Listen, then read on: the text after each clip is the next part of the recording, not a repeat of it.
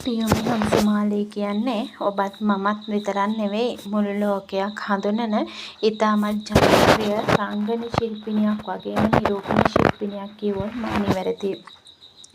ඉතින් ඒ වගේම ඇය ගොඩාක් ජනප්‍රිය චරිතයක්.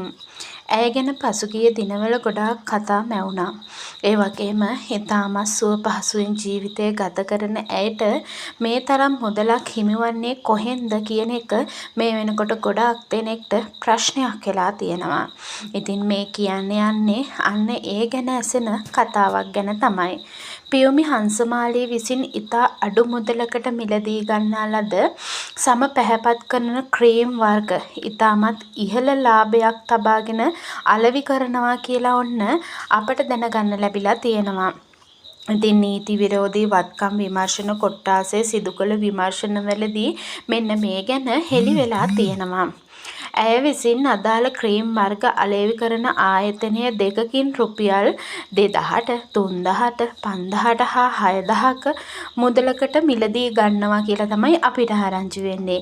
ඒ මිලදී ගන්න ක්‍රීම් නැවත ඇසුරුම් කරලා අලෙවි කර ඇති බව තමයි මේ වෙනකොට පියුමි හංසමාලිට චෝදනා එල්ල වෙලා තියෙන්නේ. ඉතින් මේ අලෙවි කරන ක්‍රීම් වර්ග 2000ට 3000ට 6000ට 5000ට නෙවෙයි දෙන්නේ. ඇය දෙන්නේ ඉතාමත් ලොකු මුදලකට අලෙවි කරනවා කියලා තමයි අපට ඔන්න දැක ගන්න අහන්න ලැබිලා තියෙන්නේ. අදාළ ආයතන දෙකෙහි සේවකයන්ගෙන් සිදු කළ ප්‍රශ්නවලදී මිතින් මේ බව අනාවරණය වෙලා තියෙනවා. අඩු මිලට ලබා ගන්න ක්‍රීම් වර්ග ඇය විසින් ඇසුරුම් කරලා රුපියල් 28000කට 33000 දක්වා මිල ගණන් යටතේ තමයි ප්‍රේක්ෂකයන්ට වගේම ඇගේ පාරිභෝගිකයන්ට ඇය විසින් බෙදා හරින්නේ. ඉතින් ඇය විසින් WhatsApp හා Instagram ගිණුම් හරහා එම ක්‍රීම් වර්ග අලෙවි කර තිබෙනවා කියලා තමයි අපට දැනගන්න ලැබෙන්නේ. දිනකට රුපියල් ලක්ෂ 10ත් 15ත් අතර මුදලක් පියුමි හංසමාලී මේ ක්‍රීම් වර්ග වලින් උපයාගෙන තියෙනවා.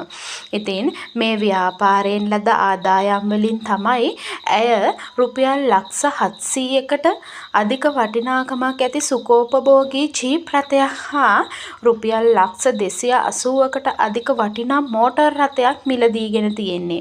ඉතින් මේ හැමදේම කරපු විමර්ශනවලදී අනාවරණය වෙලා තියෙනවා කියලා තමයි අපට දැනගන්න ලැබෙන්නේ.